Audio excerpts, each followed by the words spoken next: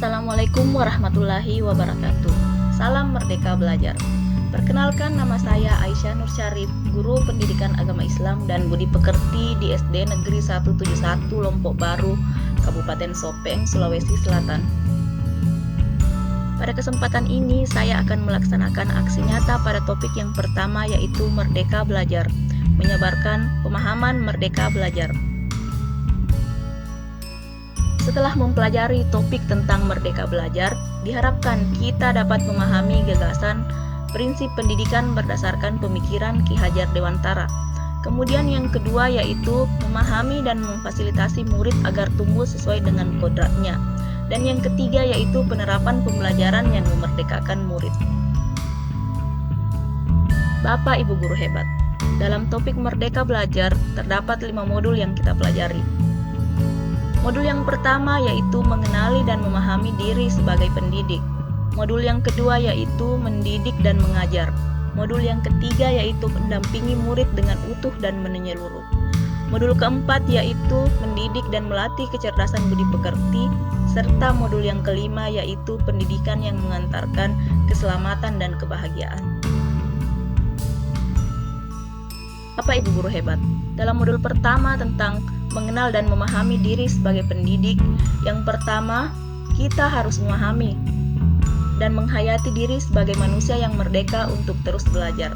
Nah, sebelum memerdekakan murid, tentunya kita harus memerdekakan diri sendiri terlebih dahulu, dengan cara merefleksi apa yang telah kita lakukan, kemudian menyelaraskan peran guru yang relevan dengan konteks murid dan zaman.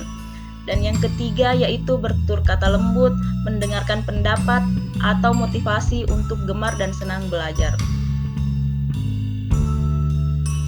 Ki Hajar Dewantara menyamakan mendidik anak dengan mendidik rakyat. Menurut Ki Hajar Dewantara, anak-anak yang belajar saat ini kelak akan menjadi bagian dari masyarakat di masa depan. Lantas, bagaimana mendidik dan mengajar pada kurikulum Merdeka Belajar? Menurut Ki Hajar Dewantara, pendidikan sebagai tuntunan, yaitu tuntunan dalam hidup dan tumbuhnya murid. Maka mendidik adalah menuntun segala kodrat yang ada pada murid agar mencapai keselamatan dan kebahagiaan setinggi-tingginya, baik sebagai manusia maupun sebagai anggota masyarakat. Perlu diketahui bahwa sistem pengajaran zaman kolonial yang masih kita pakai sampai saat ini perlu kita ubah sistem pengajaran tersebut. Di antaranya, yang pertama yaitu meminta murid berdiri di depan kelas saat lalai mengerjakan tugas. Kemudian, murid duduk rapi menghadap ke depan dengan kelas yang hening. Selanjutnya, yang ketiga, melakukan perankingan berdasarkan nilai pengetahuan. Yang keempat, menyeragamkan pembuatan tugas, serta yang kelima, memukul murid karena tidak mengerjakan tugas. Kemudian, modul ketiga yaitu mendampingi murid dengan utuh dan menyeluruh. Nah, dalam proses pendampingan terhadap murid, kita harus menyesuaikan dengan kodrat keadaan, yang mana kodrat ini terbagi menjadi 2, yaitu kodrat alam dan kodrat zaman. Kodrat alam berkaitan dengan sifat dan bentuk lingkungan di mana anak berada. Sedangkan kodrat zaman berkaitan dengan isi dan irama, yakni disesuaikan dengan zaman anak tersebut berkembang. Dalam hal ini, tidak ada individu yang sama dan zaman selalu bergerak dinamis. Menurut Ki Hajar Dewantara, dalam melakukan pembaharuan yang terpadu, hendaknya selalu diingat bahwa segala kepentingan anak-anak, baik mengenai hidup diri pribadinya maupun kehidupan kemasyarakatannya, jangan sampai meninggalkan kepentingan yang berhubungan dengan kodrat keadaan, baik kodrat alam maupun kodrat zaman.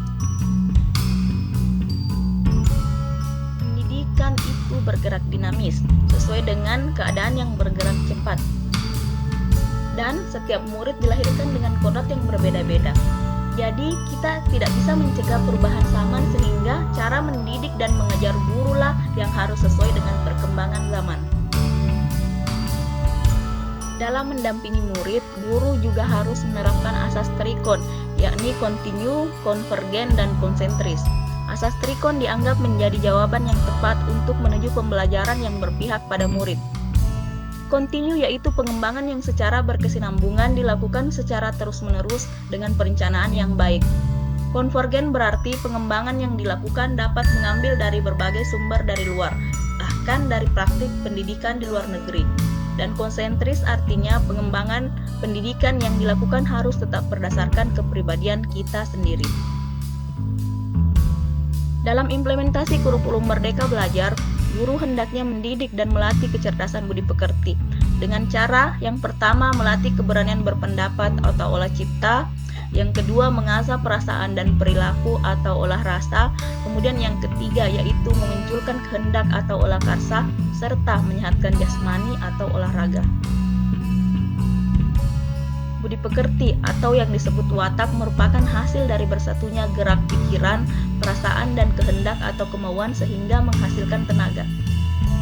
Budi pekerti juga dimaknai sebagai perpaduan cipta atau kognitif dan rasa atau afektif sehingga menghasilkan karsa atau psikomotorik. Selanjutnya yaitu modul pendidikan yang mengantarkan keselamatan dan kebahagiaan.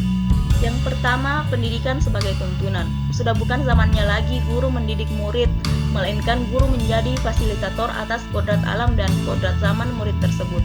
Pendidikan tidak hanya memberikan informasi dan pengetahuan saja, melainkan memberikan pemahaman pada murid tentang fungsi dan kegunaan apa yang telah mereka pelajari dalam kehidupan. Selanjutnya, menerapkan sistem among yang dicetuskan Ki Hajar Dewantara berdasarkan slogan Tuturi Handayani, Ing ngarsa sung tulada, ing madya mangun karsa, tuturi handayani. Ing ngarsa sung tulada, di depan memberi teladan. Bagaimana guru menjadi teladan dalam budi pekerti dan tingkah laku. Kemudian ing madya mangun karsa, di tengah membangun kehendak, yaitu guru diharapkan mampu membangkitkan semangat murid. Dan yang terakhir adalah tuturi handayani, di belakang memberikan dorongan. Guru tidak sekedar memberi pembelajaran, melainkan memotivasi agar murid mampu mengeksplorasi cipta, rasa, karya, dan karsanya. Kemudian terdapat trisentra pendidikan, yaitu yang pertama adalah keluarga, karena keluarga merupakan pendidikan pertama untuk seorang anak. Keluarga tempat seorang anak tumbuh sangatlah berpengaruh terhadap pendidikan seorang anak. Pendidikan keluarga menjadi dasar pendidikan seorang anak, terutama dalam nilai-nilai agama, bersikap dan berperilaku budi pekerti dan cara pandangnya terhadap segala sesuatu. Yang kedua yakni sekolah. Sekolah adalah rumah kedua bagi anak, yang menyediakan pendidikan berbagai ilmu pengetahuan, keterampilan, budaya, dan juga budi pekerti. Selanjutnya adalah masyarakat atau pergerakan pemuda. Pendidikan di lingkungan pemuda dan masyarakat layaknya keluarga dan sekolah sangatlah berpengaruh terhadap pendidikan anak, yaitu bagaimana anak itu bergaul dan berteman. Demikianlah pemaparan aksi nyata dalam topik Merdeka Belajar dari saya. Terima kasih. Salam Merdeka Belajar. Wassalamualaikum warahmatullahi wabarakatuh.